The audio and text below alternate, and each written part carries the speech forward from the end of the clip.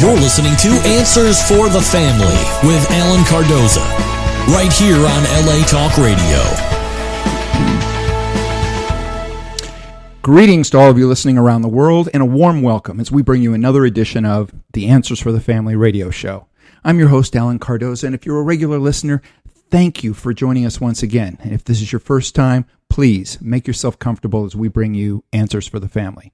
Now, each week, this show will address issues such as, improving your business life, improving your family life, dealing with family crisis intervention issues, building self-esteem, dealing with addictions, lasting health, and so much more. Now, having over 30 years experience working with families in crisis, I've been fortunate to meet and work with some of the top professionals in many of the helping fields and skilled authors who are working to make this world a better place for all of us. Now, you can all do me a big favor. Please check out some of our past shows at AnswersForTheFamily.com to hear some informative and entertaining guests as well as some dynamic co-hosts. And where they're all going to be discussing ways for you and your loved ones to become happier, healthier, and more at peace. Now, I'm also looking for some show ambassadors who will forward at least one of our shows to your social media group or someone you know who can benefit from a particular show. I want you to know that I truly appreciate it, and this is just another way that we can make a positive difference in the lives of others. Now, as we start the show off, the question that is on many people's lips now, and I get people now that I run into in the grocery store or at the gym that say, "Where in the world is Gabriella?" So, Gabriella, where are we now? I always have to giggle when you say that. I do not know why. Okay, hi everyone. And where in the world am I? I see windmills. It's blowing like crazy. I'm on the side of the highway. I'm safe, but a little illegal, I think, where I am. And I am about half an hour out of Palm Desert. I'm on a side road off the main highways on my way to LA. Well, now let me just share something, because when you started that by saying, "I see windmills," I'm sure there were people that went, "Wow, she's in Sweden now." she's in Denmark. There's all these things that they started to think about. But yes, I knew that you're in, that's hilarious. In the Palm Springs, Palm Desert area. The energy ones. Yes. Those for the good energy in the desert. So it's awesome to see them put to work, because I can tell you one thing, it's very, very windy. Well, first I want to thank you for being here last week and handling things. It was great. I got a chance to hear the show, and as usual, you were wonderful. So now share with a little bit, especially for those people that it might be their first time, share a little bit about what it is that you're doing and the Dare to Be Kind movement. So what I'd love is that you jump on board. You're part of this movement. It's so easy. Go to our website, daretobekindmovement.com, and click I'm in at the bottom. We are always looking for your story. And you're going to say, what story? We all have a story. Wait till you hear our guest today. She has an awesome story. Mm-hmm. So stories make up part of who we are, what we experience, and what we can bring to the next person. And I say that with emphasis, what we can bring to the next person. What we don't realize is that when we're going through something like I did a couple of shows ago with taking care of my elderly and ailing father, I actually wrote about it afterwards, because that story can connect to someone that finds themselves in, let's pick a country, Austria, mm-hmm. and that finds themselves there and that feels so alone and so incapable. And we all know what that feels like. And the moment they connect to a story on a heartfelt level, they know that they're not alone, and they suddenly feel capable, and there is a growth that you have inside of you, like a mite.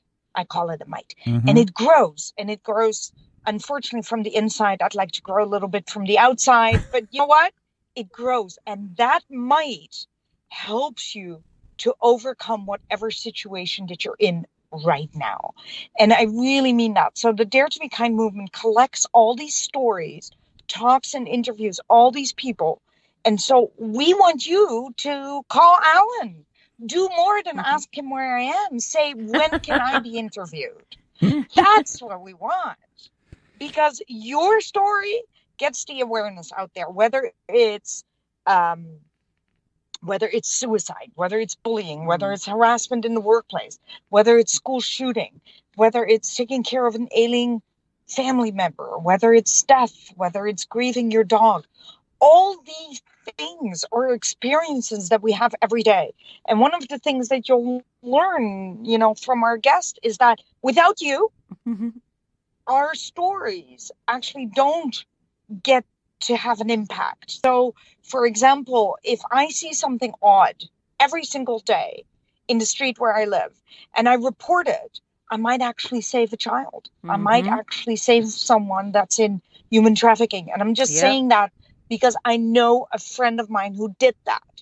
And the same for Alan. Alan is doing such awesome things with runaway teens and other private eye stuff. And can you imagine when he finds that kid that doesn't want to be found? And he does more than just find them. Now he has to cajole the parents into kindness, right, Alan?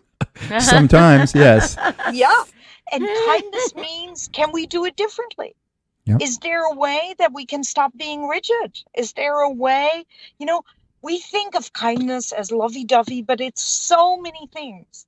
So many aspects of kindness, and whether you want to call it love or whether you want to call it whatever you want to call it, we call it dare to be kind because you have to dare to do it. And you know what? I get refused and rejected often. It's okay. You have to dare to get a rejection. Not everyone wants kindness. That's more than okay.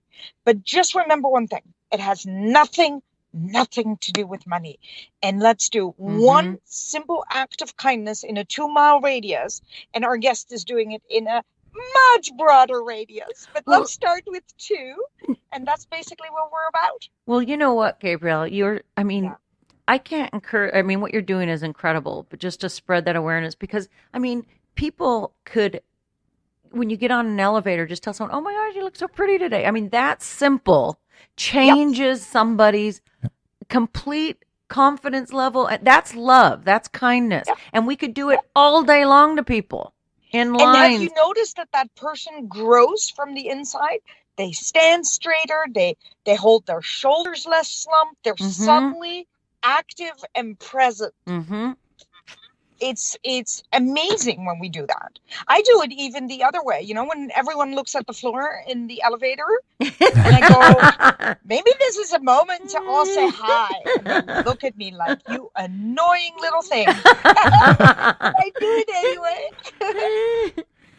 Well, go back to you, Alan. Well, Gabriella, first of all, again, and again, the reason that we have you on the show is because you're doing such wonderful things. Now, share a little bit about what people can do, as far as going to the site. And you've talked about the fact that they can do it within their own 2-mile radius, just do something kind, but just talk about how they can join the movement, because I think that's how we make a difference. We don't do it individually. We then bring other people in, and we realize that we're all part of that same tribe that is going to make a positive difference. Yeah. So basically, being part of the tribe is really easy. Connect with me. It's my number is out there everywhere. Go to daretobekindmovement.com. You will find my number is actually on the site. My number is on the site. My email is on the site. Contact me.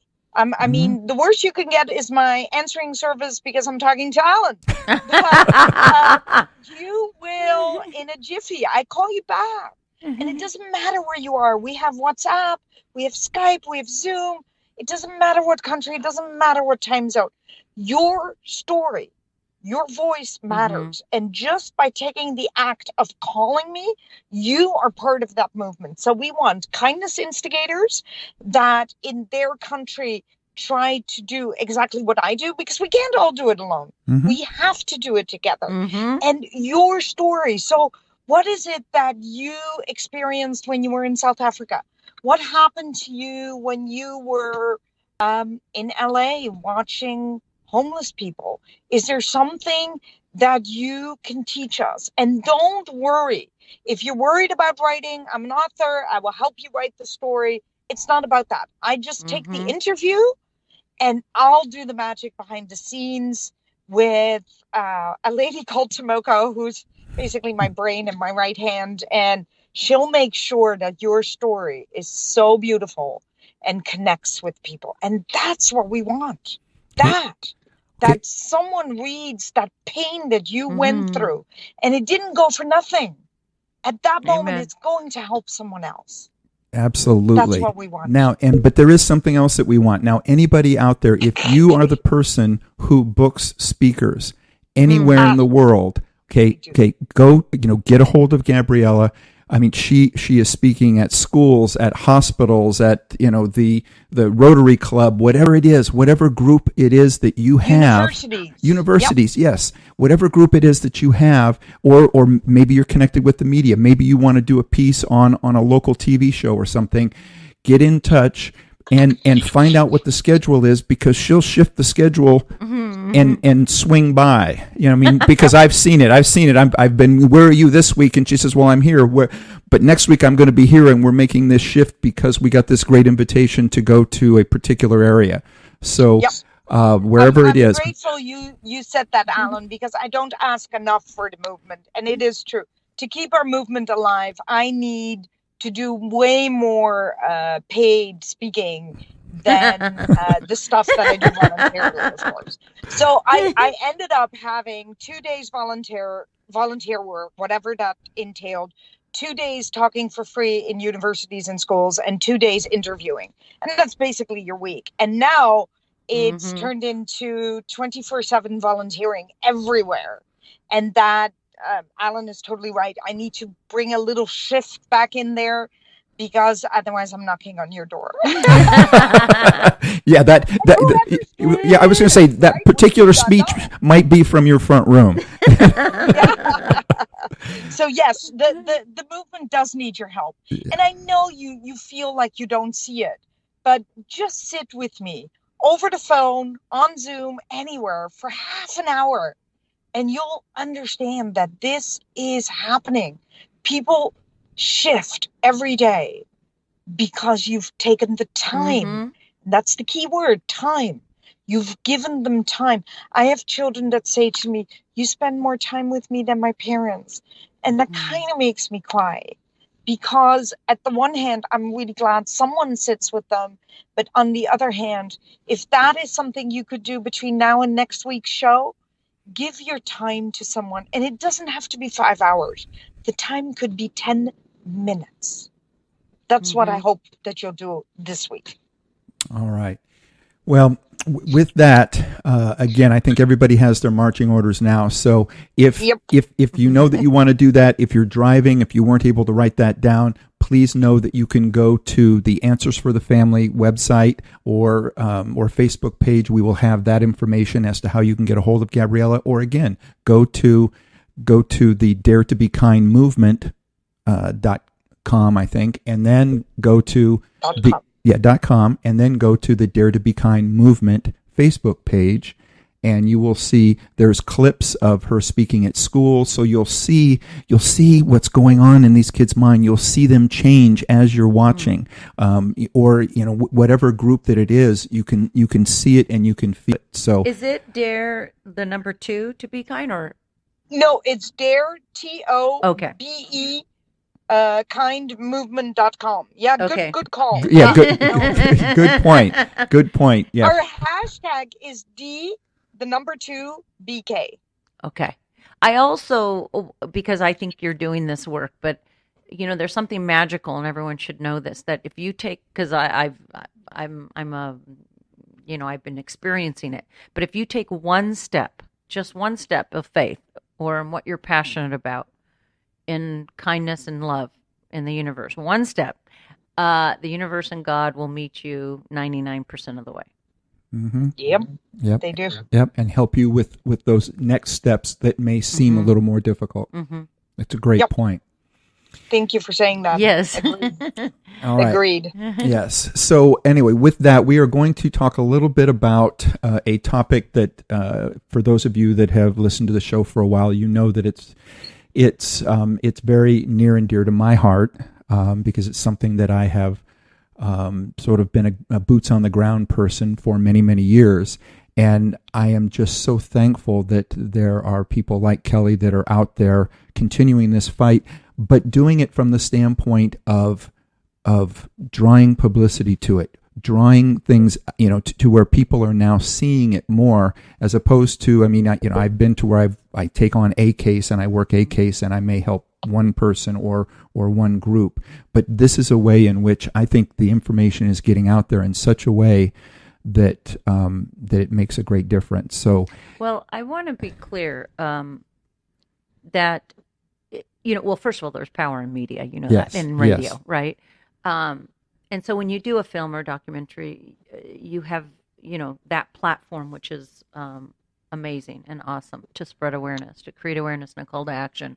But I want to be really clear that the people that I'm highlighting, the nonprofit organizations that I'm highlighting, are really the heroes. They're on their boots on the ground in the trenches doing the work. Right. No, and I get that, and I know that you highlighted in there greatly, and in fact, so I don't even know that I've really told them enough about you yet. So let me share. First of all, the topic we're really talking about here, it's the horrific exploitation of sex trafficking, and it goes on around the world. So Kelly Galindo, she's an American actress, director, and producer, and her work has spanned decades in television, theater, and film. Now, she's currently directing 26 Seconds. It's a documentary feature film that has driven her passion to give a voice to the children and the women who are victims of the sex trade. And for the past 3 years, this film has taken her around the world. And it's to expose those abuses that are happening. Now, in her film, she highlights the incredible organizations that have actively stepped forward to do something about this, which has been freeing thousands of women and children. Now, in addition, Kelly balances her time by directing and acting while passing on her craft onto future generations of students as a professor at the Dodge College of Film and Media Arts at Chapman University. She has also taught at the UCLA School of Theater, Film, and Television, as well as the Orange County School of Arts. She is a lifetime member of the Actors Studio as a director and as an actor. So, Kelly, welcome back to Answers for the Family. Thank you for having me. All right. Now, Gabriella? Yes. Now, I just want to check because I know you're sitting beside the road somewhere, so I want to make sure you're still there. You wanted to make sure I was still here. There we go. Wait a minute. Sorry. Wait a minute. That's my phone. I thought it was on mute. I know. Was that the happy song? Yes, my phone ring is happy. Okay. Well, next time we may want to use that as bumper music. So, and I know that you and I talked about some questions. Why don't you start things off with one of the questions that you had? Oh, me? No, meaning Gabriella. Sorry. I'm turning here because we got Facebook Live, so I'm sort of looking at. Okay, I love it because Kelly, you're guest and host at the same time. I know. Do this really natural, and Alan, sit back and enjoy. That's right. That's so, right. Kelly, I love what you're doing. I have always been passionate about human trafficking, especially when, on top of it, when I found out that there was a correlation with bullying. And so my question to you today is, I heard that it took 5 years to make this specific documentary. Did you know that when you set out to do it? No. And if you had known, if your answer is known, and if you had known, would you have done it? No, I didn't know it was going to take this long, and yes, I would still have done it. But I do want to say it hasn't been 5 years. I don't know where that. It probably will be. I was shooting.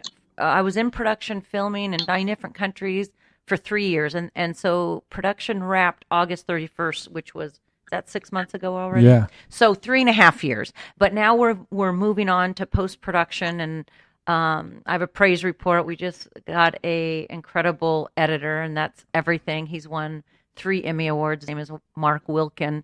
We're really proud and happy to have him on the project. And you had mentioned that, I teach at Dodge, and I just have to give a shout out to my students because they've been incredible. I've had interns, probably over 40 interns from Chapman University, and without their, this is such, not only filmmaking as a collaborative business, right? But what you're talking about too, Gabrielle, and just waking up the world that we're all in this together. And so I just wanted to give a shout out to my students because they've been incredible.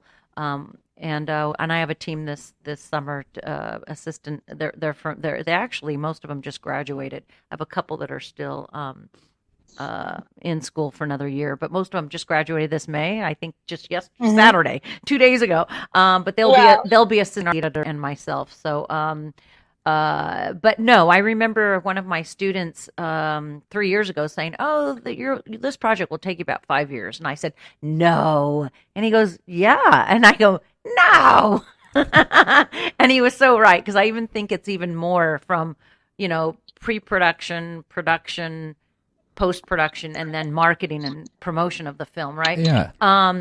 And to be honest, it's probably been 4 years I've been on it because there was a good 6 months of pre-production before I even started. So yeah, almost 5. I've been on the project 4 years so far.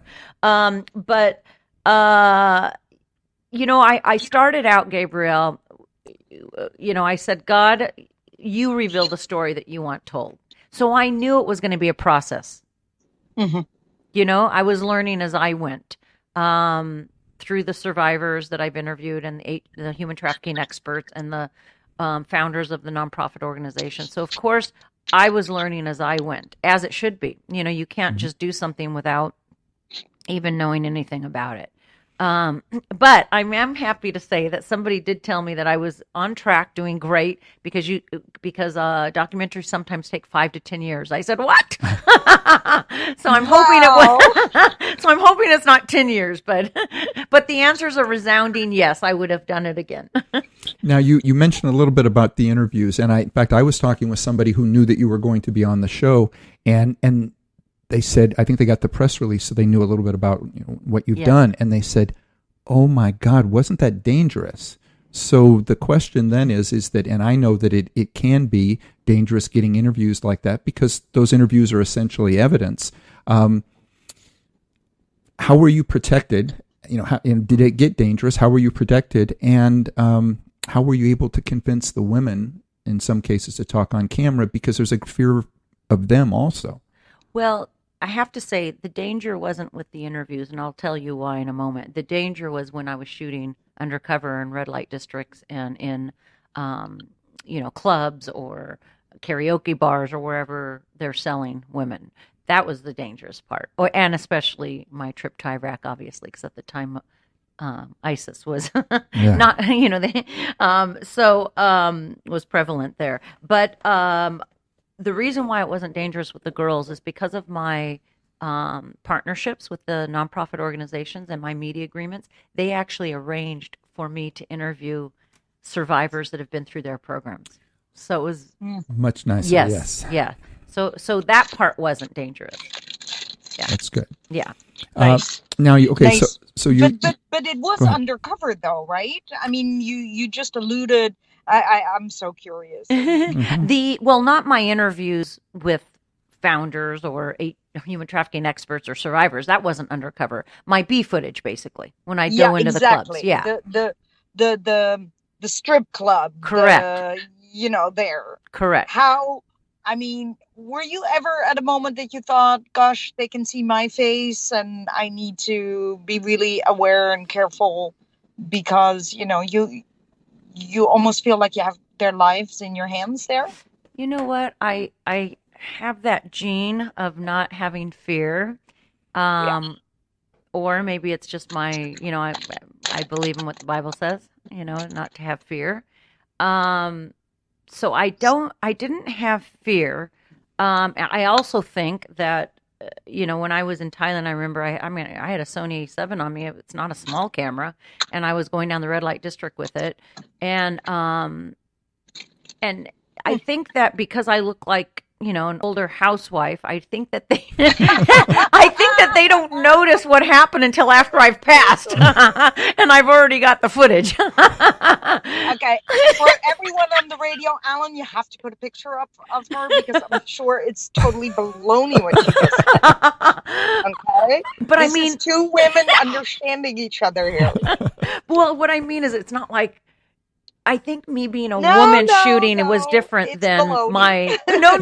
my than my young male cinematographers. They would have probably been stopped because they're males. I think, because literally people were like, "How'd you get that shot?" And it was times when I just grabbed the camera and would shoot. And I think that a time I passed, it was already too late. Yeah. I think. Well, let me just add, The fearlessness of wanting to get the message. Yeah, I'm very driven on like point A to B and what I need to get, and I don't think of anything else in between, and including fear. Good. The only time I had fear was when I got a letter from Pastor Kevin Brown, who I went to Iraq with, and he said, "You need to get life insurance." And I said, "Oh, for what?" And he said, "In case they need to send your body back." And I was like, "Oh, this is serious." Oh, wow. Oh. You're like, "Oh, they don't have to." And I'm like, Cool. "Well, they send my head with my body." So I didn't really know how that was going to play out. But that was the only time that I knew that, oh, wow, this is serious. Okay, gotcha. Yeah, the only time. And I think if people want to go to the website, if you go to, it's 26secondsdoc.com. If you go to the website, one of the things that you'll see, there's a little bit of the footage that's on there that's shot inside some of these locations. And you can see, there appears a couple of times, you can kind of see what the angle is of the camera. So you can tell that the camera is hidden. But you can also see in at least one of the clips where there appears to be one of the mama-sans that sees the camera and Yep. and the audio isn't on there, but it appears as though she's not happy and trying to get you to leave. I even have a Mel, a John that was there that flipped me off, and I just thought, oh, great, you just made the cut. Yeah. Thank you very much. You won't be on the cutting We are room teaching floor. kindness here in the U.S. Hopefully he's not married. There you go. Tell me, in which countries did you film?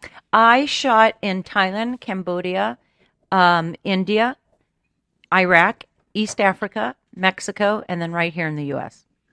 And the U.S., I was mostly in Southern California because it was close to me, and it's horrific. L.A., Orange County, San Diego, shot the border, everything that happens, the trafficking across the border. I also went to Las Vegas and the Super Bowl, and that was 2 years ago, so it was in Minneapolis. Do you feel that there is one common thread that you could, kind of lift the veil for us? One little thing where you say, no matter where I was, whether it's Cambodia, whether it's LA, whether it's any of these countries, all the women had this in common. And you know what? I'm going to ask Kelly to answer that after we take a break. So if everybody please stay with us. You're listening to Answers for the Family, and we will be right back. Founded over 30 years ago to meet the needs of families in crisis, West Shield has continually focused on resolving issues that negatively impact families and businesses. Our signature therapeutic transportation service helps to ensure that adolescents in crisis are safely transported to specialized schools, programs, and treatment centers with unsurpassed experience and success. We are supported by our full-service licensed investigation agency that has legally, professionally, and compassionately located hundreds of runaways and teens. We are experienced and qualified to help, offering solutions which may include referrals to our international network of top professionals in the fields of educational consulting, psychology, psychiatry, and investigations. Simply put, West Shield Adolescent Services and West Shield Investigations are the best solutions when your family is facing a personal crisis. Call 1-800-899-8585. 24 hours a day, 7 days a week. That's 1-800-899-8585. Or visit our website at westshield.com. Thank you. And we're back. I am Alan Cardoza. With us is also Gabriella Von Ray. She is with us remotely. And we're talking with Kelly Galindo, and we're talking about the horrific exploitation of sex trafficking around the world. And she is exposing it through her documentary called 26 Seconds. So when we went to break, there was a question. So if you can share a little bit about that. Gabrielle, could you ask me again? Yes. Absolutely. I am just so curious as a woman myself. You know, we get into scrapes in life, and sometimes we don't know how we got there. And so my question is, for all women listening to this, lift the veil. What is that one little tiny speck of common thread that you found, whether it was in Cambodia, whether it was in LA, wherever it was, in this sex trafficking? Because I think there is a common denominator. It's not a tiny thread, it's a huge thread. Every single girl that I interviewed, every single one were molested as children.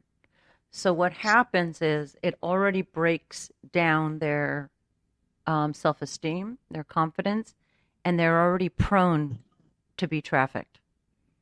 Yep. So that's the one thing. The other thing that's that I asked, I would say, who are your Johns? Who are your customers?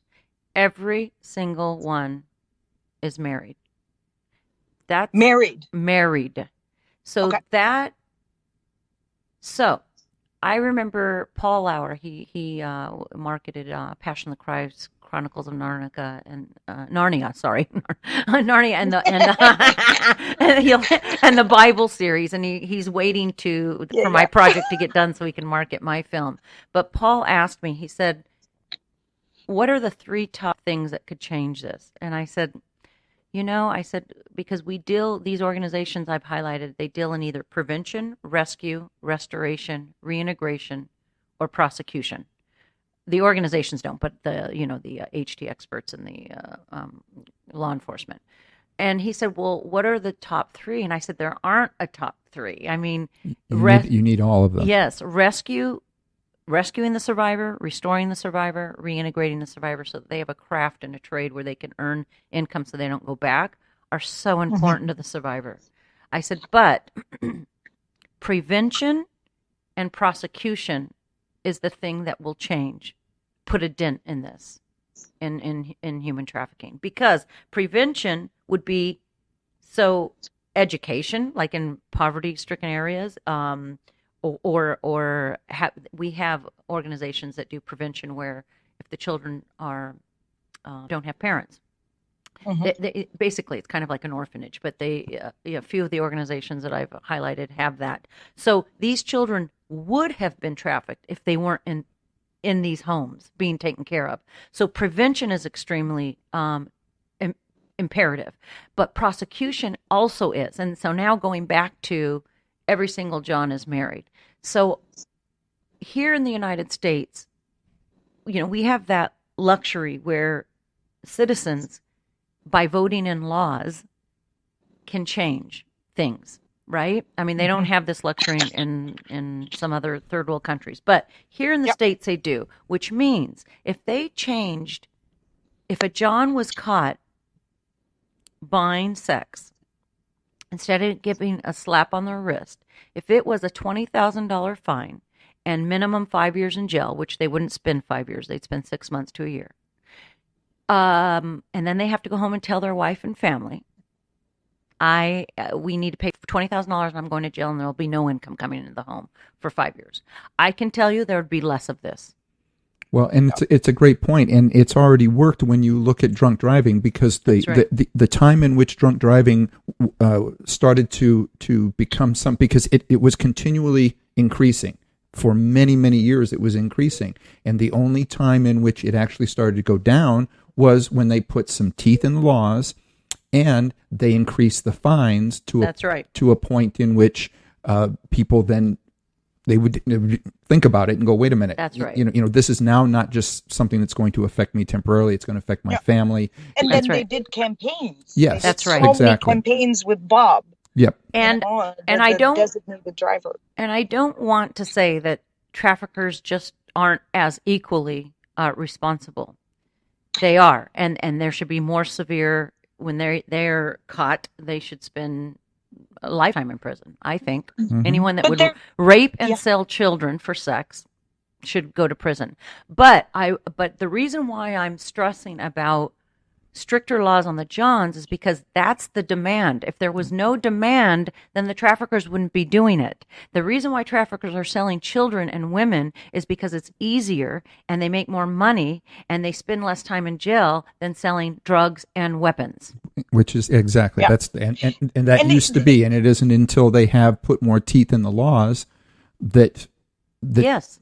You know, and again, I think I've told this story before, but you know, on one of the cases that we were on, and the undercover operative on that was in the van talking to the trafficker, and who said, you know, and the trafficker was from Colombia, and he said he's made his business decision shift has been because of the fact that he can make more money selling a woman, you know, over and over again than he could a gram of cocaine. That's right. They say, you know, you sell drug or a gun, you make the money once. A woman, you can sell her 10 times a day for a span of probably 15 years. Right. And it used to be that you know, and you would go to jail longer for selling the drug than if you did the woman.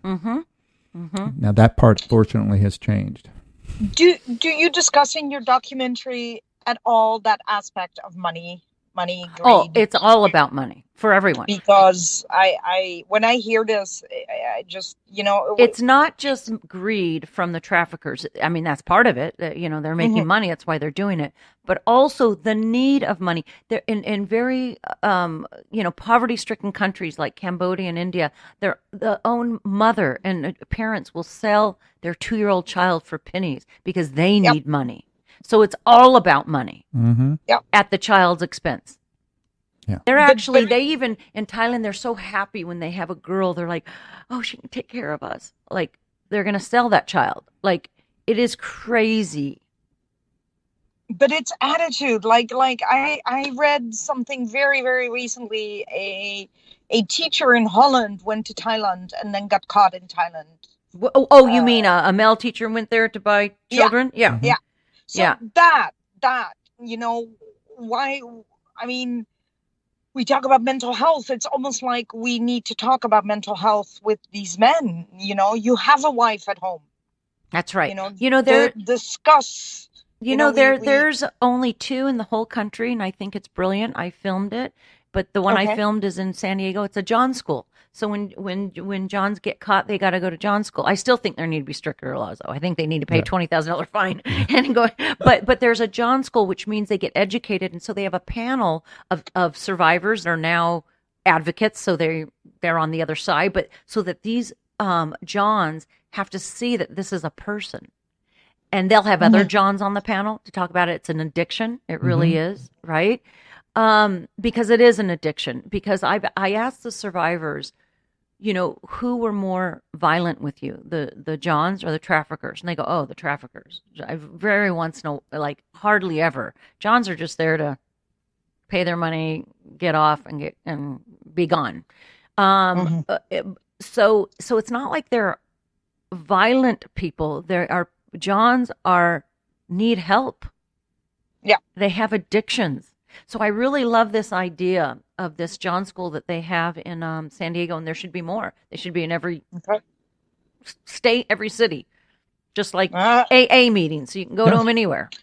Yeah, I'd love to visit this John school. I know. It's incredible, actually. Some kindness to them, huh? Yeah. There you go. Well, there's another episode for the Dare to Be Kind TV show right there. You're right there. You know, and right there.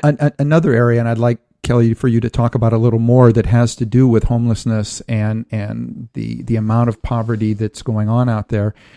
That's another way that we can really make a difference is that if we can reduce homelessness, that is going to reduce that. So share a little bit about some of your findings in that area. Homelessness is such a huge problem, especially in third world countries. I mean, it's horrible here in the United States. That's a whole nother place that has to deal with nonprofits and the government, right? But I do know that where there's homelessness, there needs to be education. There needs to be help, meaning giving them trades so that they can earn a living, so they don't have to sell their child. There has to be more aggressive in that area. No, and I agree, but that's what I was saying is from a percentage standpoint, by knowing that there is such a great percentage of these people that are being exploited is because they are coming from poverty or they're coming from homelessness, that when we make a difference by providing more for them in such a way, we are then also helping in another area. So I guess what I'm trying to say is, so for people to understand is that if the largest majority of the people who are being exploited are coming from that. Now, I've dealt a lot with the runaways that it's not necessarily they're coming from homelessness. No. So that's a different thing. And I have a client, a family that is hiring us and for us to try to get them out. It's a smaller portion of the overall issues as it relates to the sex trade. But if we can make a difference on homelessness, we're not just feeding somebody, we're literally changing the course of their life.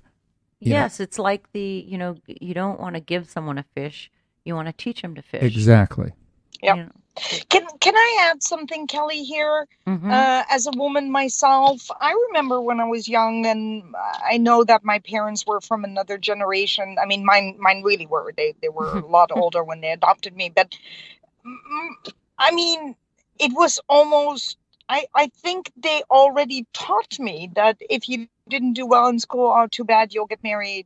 And, my mom had this little hesitation. She didn't think I was very pretty as a child. And she said, you might need to work a little harder at school. Oh. And the reason I bring this up is not like, but I have somewhere in the back of my mind as a young lady that the sex trade was an option for me. Really?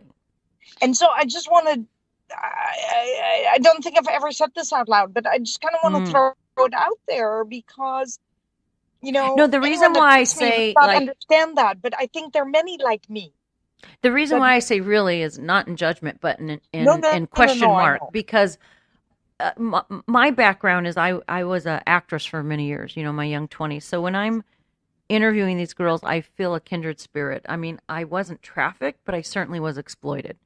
And so the reason why I go really to you is because I think being an actress and you're around exploitation really amongst directors and producers and and you're wanting to get a job, and there's girls that are vulnerable that move here to Hollywood without their family. Like I felt always lucky because my family lived here, but that was an option on the table.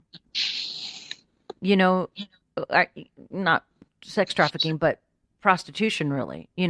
I forget her name, Heidi Fleiss or something. She did it to models and actresses in the business. It was a real thing happening.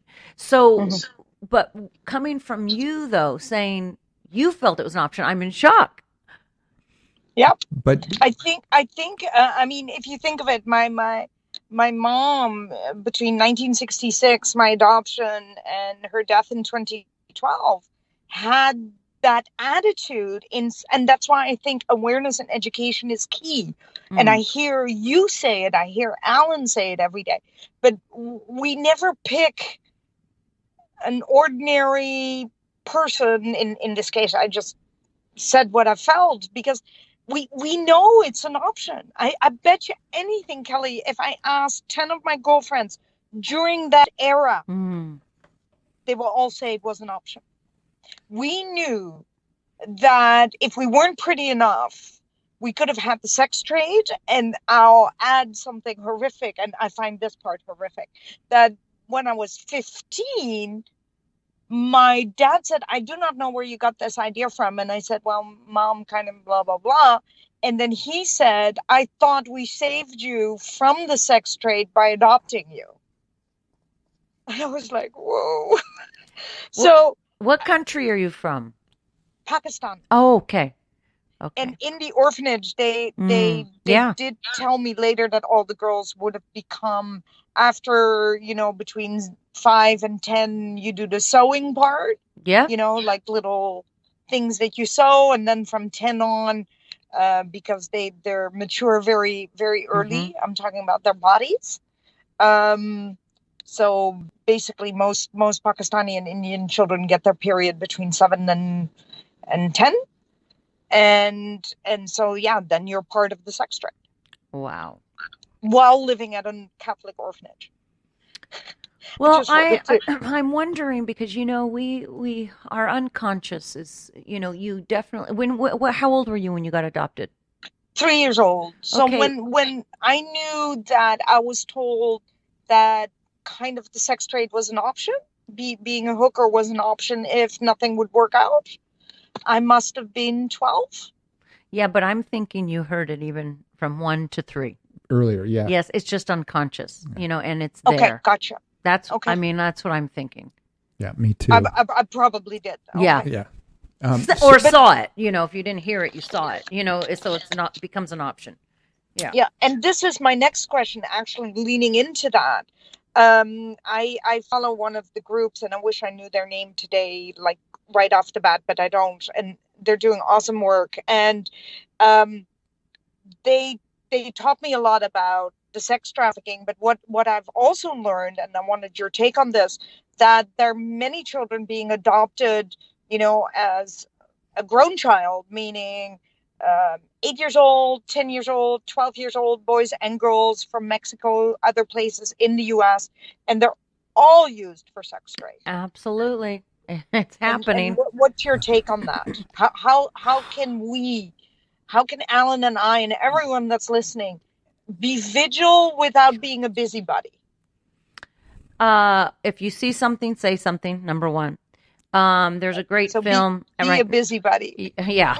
There's a great film called Trafficked that's out there right now. And it's and the woman that worked for social services was doing just that. So I recommend people to watch that to get educated.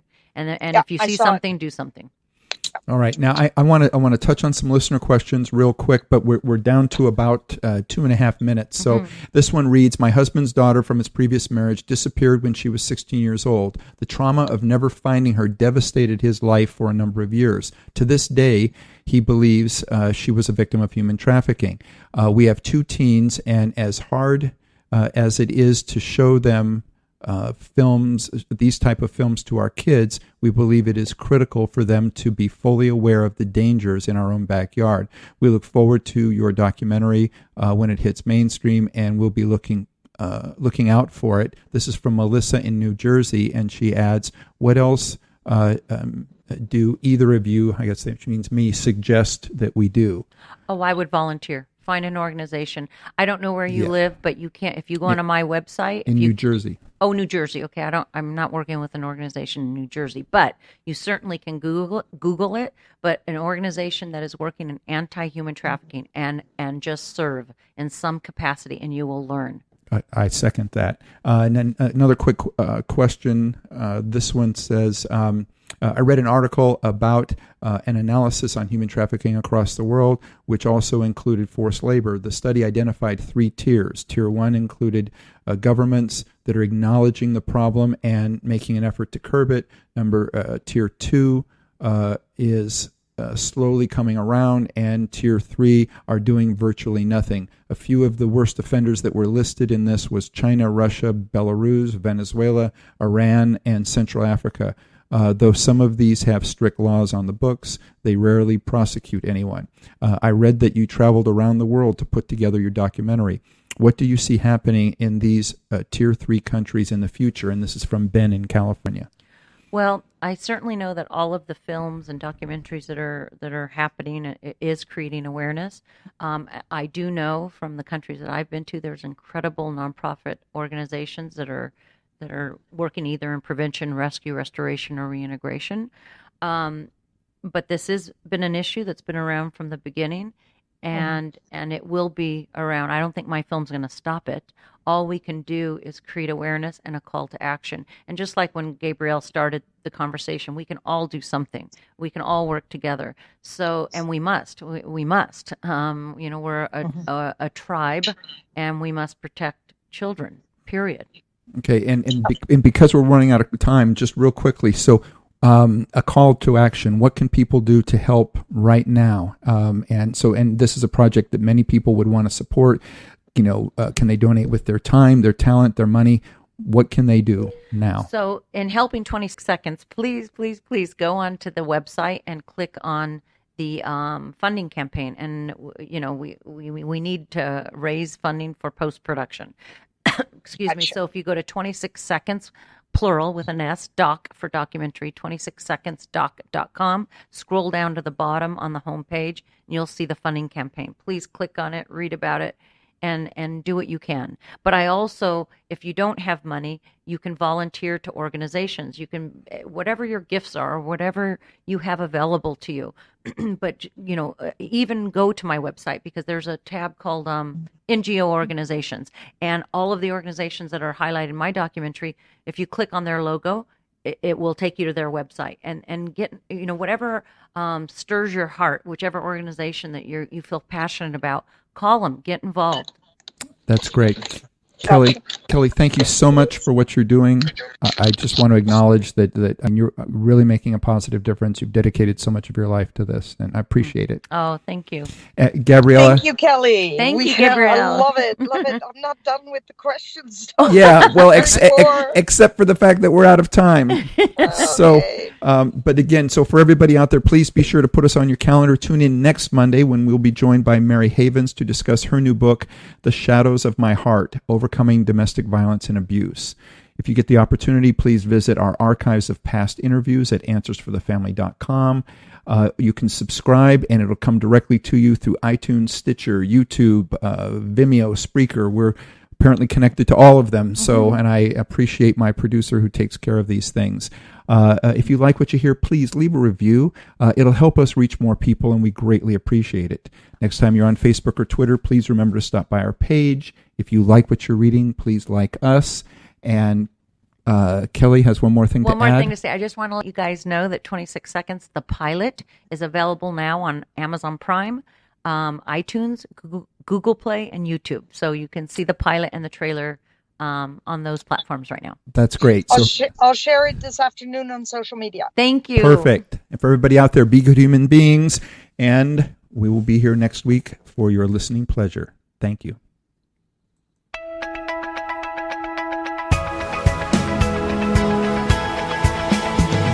You're listening to Answers for the Family with Alan Cardoza, right here on LA Talk Radio.